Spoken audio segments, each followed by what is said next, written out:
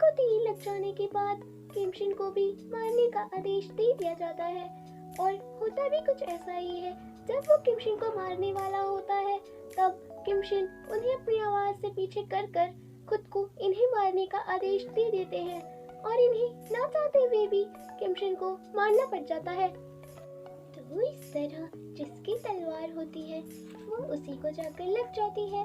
फिर हमें एक आदमी का सीन दिखाया जाता है जो कि कहीं जा रहे होते हैं और उन्हें एक कार काफी जोर से टक्कर मारती है, मगर उन्हें तो कुछ नहीं होता।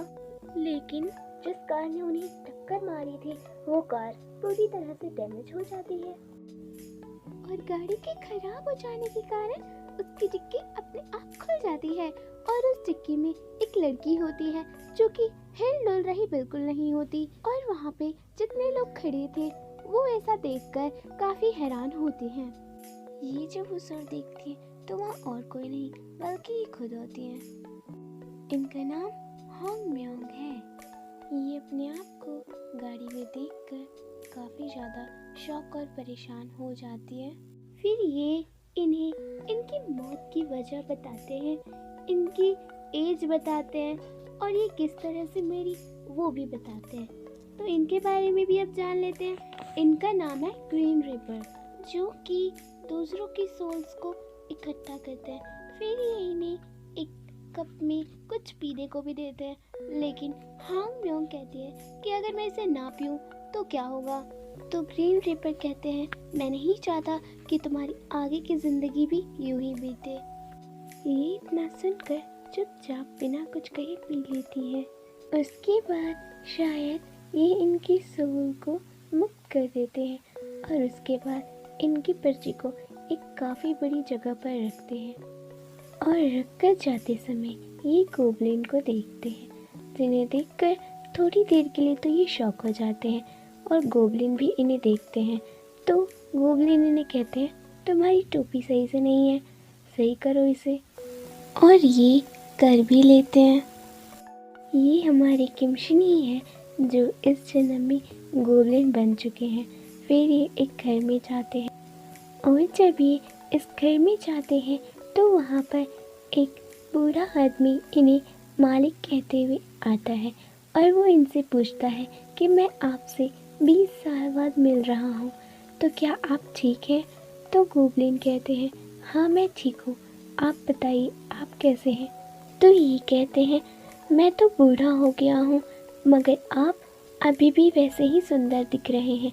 मगर जो नीचे छोटा बच्चा होता है वो कहता है कि कुछ खास सुंदर तो नहीं है।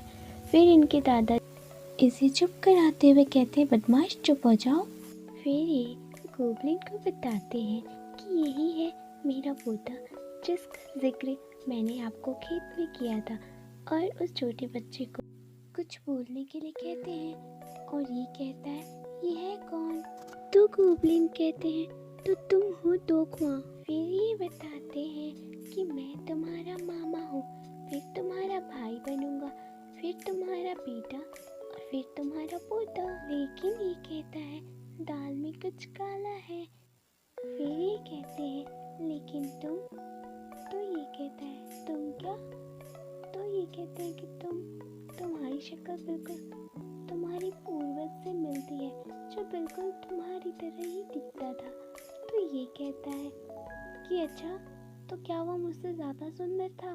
तो उसके दादाजी उसे फिर से डांटते हुए कहते हैं कि बदमाश, पता नहीं हमारे खानदान में कैसे पैदा हो गया, और वो बेचारा फिर से उदास हो जाता है। फिर हमें उस टाइम का सीन दिखाया जाता है जब किमशिन को तलवार लग जाने के बाद ये काफ़ी ज़्यादा रो रहे होते हैं और कह रहे होते हैं कि माय लॉर्ड मुझे माफ़ कर दीजिए, मैं आपसे मिलने ना आ सका। फिर दोख्वा सोचता है कि मेरे दादाजी के माय लॉर्ड क्या एक तलवार है, क्योंकि इतनी सारी झाड़ियों और घास के नीचे किमशिन की बॉडी बिल्कुल भी नहीं दिख रही होती। इस वजह से इसे तो वहाँ पर कोई नहीं दिख रहा होता।